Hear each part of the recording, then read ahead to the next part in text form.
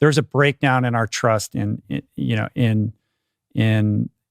government, in politics, and the way that the media communicates with us, and we can have arguments about the validity or lack thereof of all of that. But I think that's a real thing, and I think behind the scenes, that's a real driver of like quote unquote heterodoxy, right? Which has become this big thing of having a contrary take on everything, and packed into that is this idea that I think is misplaced, which is that the heterodox take is always the right one. And it's this purview of the free-thinking rebel who's wailing against censorship, versus those who side with the more conventional take that's supported by the quote-unquote experts who are, then maligned as sheeple who are being duped by the previously mentioned corrupt institutions that are hell-bent on controlling your mind. I completely agree. I like to think I'm just a free thinker. I'm not a free thinking rebel. The second you put in rebel,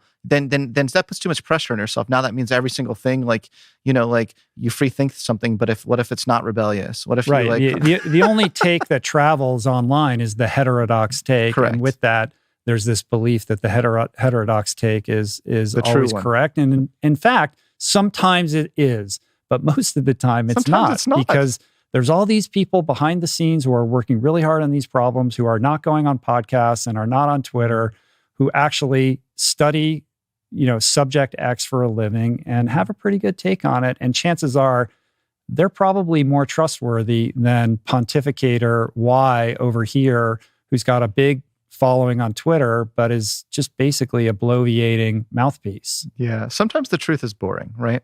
And like, if you're a true free thinker, if you're like a true you sign me up and you're all in to be a free thinker, you have to say boring things sometimes. Like if you're a real truth seeker as well, that's not just free thinker, but truth seeker, you'll be balanced. You'll say like, okay, well that's true on that side, and that's true too. You're looking for the truth. You're not looking for the fight. Your ego is not tied up in a particular position, which puts me in a tough position sometimes, Rich Roll, because sometimes like I say something that doesn't please anyone. No side gets what they want to hear from what I said. And so it's like, oh, fuck you, Scott. It's like, well, no, are we all in this for the truth, or are we all in this to fight? Are you in this? And I think that reveals biases sometimes. Yeah, well, it reveals who's a good faith actor and who's acting in bad faith. Yeah, that's true. But from a psychological perspective and trying to understand this, I feel like there is a characterological distinction between certain camps. Like on the one hand, you have people who are very concerned about freedom and liberty and, the kind of more libertarian perspective. And that's really like a prime driver and focus for those people. And on the other hand, you have people who are thinking about collective responsibility and empathy. And I think these are individuals who have very different dispositions and worldviews, and probably, are, good people in their own rights or whatever, in terms of like how they're just wired differently. And so that's informing a different kind of siloed perspective. There's a common humanity there that I'd like to just call out for a second. So it's usually the case, like you care about the vulnerable and because the collective one you mentioned, I would say a lot of that is about caring for the vulnerable, caring for those who are marginalized in some way.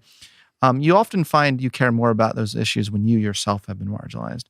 I will say those who seem to be on the other side, the second that they, like, let's say they get canceled and they become marginalized, suddenly they care about marginalization. So I would say there's a real common humanity here to the extent to which if an issue is not affecting you personally, you tend to not be as concerned with that issue. When I would want to make the case for living in a civilized society is one where you care about real issues that are happening to other people, even if it's not happening to you personally.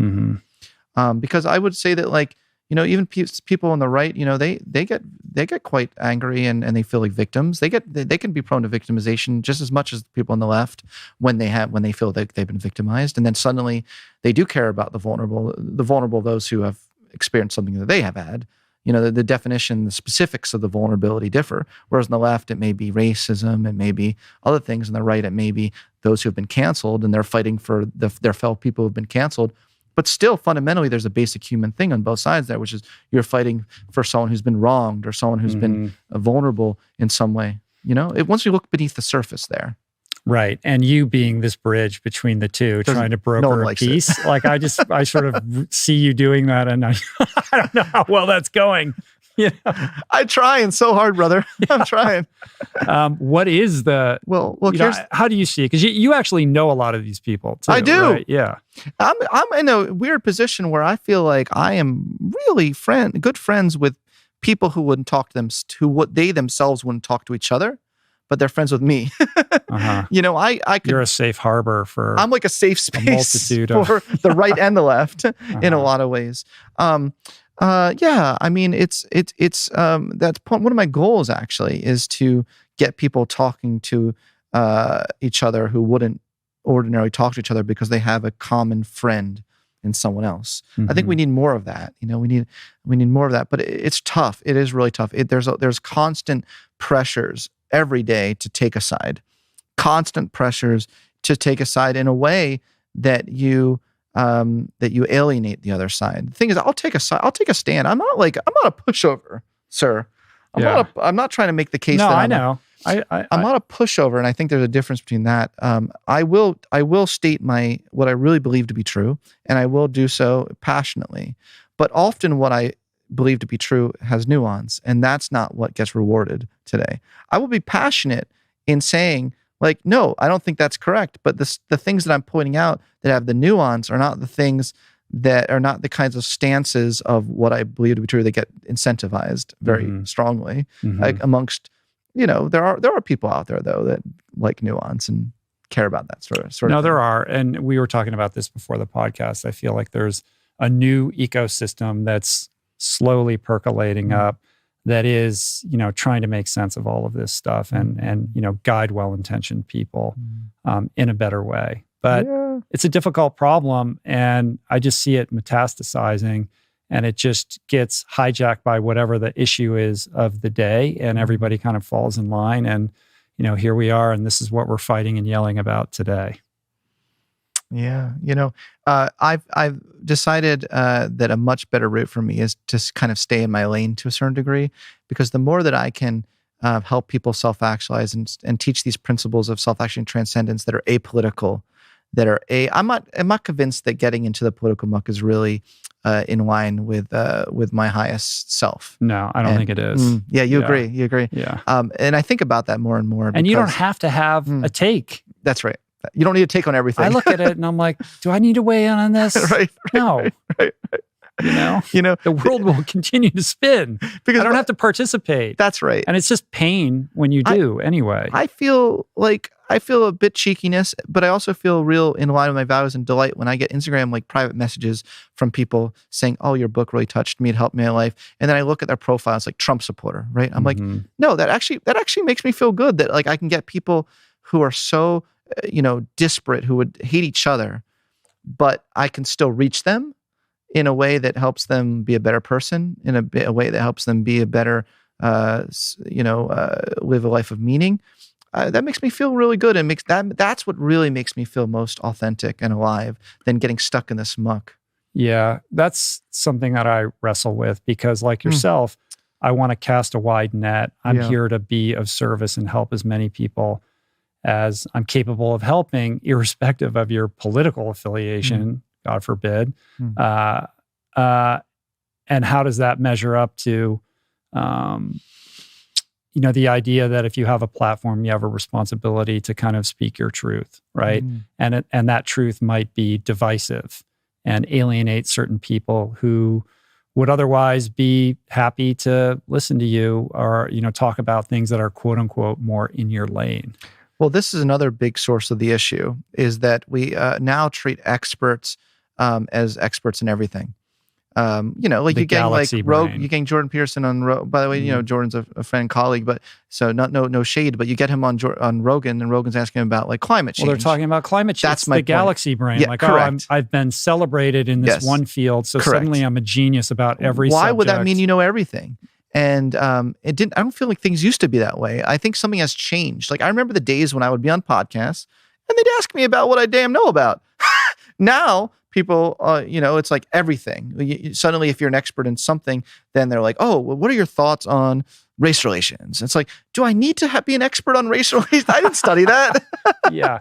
I think there is some relationship between that and our dissolving confidence in institutions, right? Like the idea that, well, the people, who are quote unquote qualified to speak to that have been proven unreliable or liars or whatever. So now we have to look to these people that we deem to be intelligent, and we grace them with much more leeway and bandwidth than they're deserving of. And that cycle, it creates in their minds the idea that then therefore they are experts in all those things. Yeah, it builds upon itself. That's the cycle and I'm then seeing. The power, narcissism, and all of that starts to accelerate. And that's really, I think, what you're seeing in this secular guru space because right now. a lot of these secular gurus, as you put it, will start to think, oh, well, maybe I am an expert on COVID vaccines.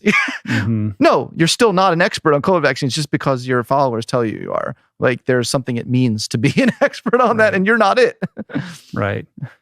The psychology professor who is now an expert on nutrition. Right. Yeah. Right. I mean, it's crazy, man. I mean, I'm not at my best when I go so out of my lane. I'm really not at my best and there's a reason for that. It's because I've put my heart and soul and studied something that I know pretty well, and the other things I don't know as well. Like it's not rocket science why I'm not at my best when I go outside my lane. But you understand human behavior and human motivation. That casts a wide net. Yeah. Which makes it understandable why you are on Twitter so much. I'm trying to understand what is going on. Good luck with that. What is this happening? massive human experiment that's being conducted right now? What is going on? Where all these brains are colliding with each other in ways productive and not so much. I mean, I can say the most seemingly innocuous statement to try to bring love and joy and peace, and I'll have people respond, "Stop virtue signaling, simp." I mean, it happened the other day, and I was like, "What is like?" I want to understand this. I'm not actually hurt by that. I'm more curious. Like, I want to understand the psychology of someone who reads a tweet of something that's like, "Let's just have more like, let's peace, love." Be like, "Stop virtue signaling, simp." Like, what is it within you that causes you to like interpret through that lens? Isn't it fascinating? Well, you're the psychologist. Yeah, well, it's a deprivation motivation for sure. But it's one that's becoming increasingly common on social media, where we're now being so cynical that anyone's attempt to improve the world is some cynical political power move. And that's what worries me, because I see a lot of genuine attempts. I mean, I still see the good in people. I'm sorry. Like, I don't know why I have to fight. I have to fight to tell people they're still good in humans. And that seems like a fight that I should never have to have. It's very strange. Yeah. I don't know, man. Well, we can't end this podcast on that note, right? Like, let's get back to... I did say there's good in humans. That's a good thing. I did say listen, humans, I believe in the goodness of humans too, but there is something about this specific dynamic that brings the worst out. Cynicism. Yeah. Cynicism that none of us have that goodness.